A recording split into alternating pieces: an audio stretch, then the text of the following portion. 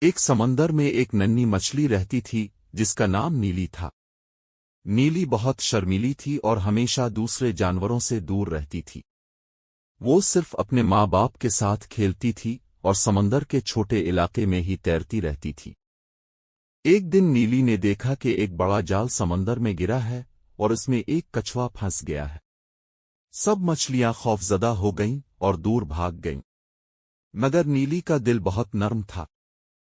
اس نے ہمت کی اور آہستہ آہستہ جال کے قریب گئی۔ اس نے جال کو دیکھا، چکر لگایا اور اپنے چھوٹے دانتوں سے دھاگے کاٹنے لگی۔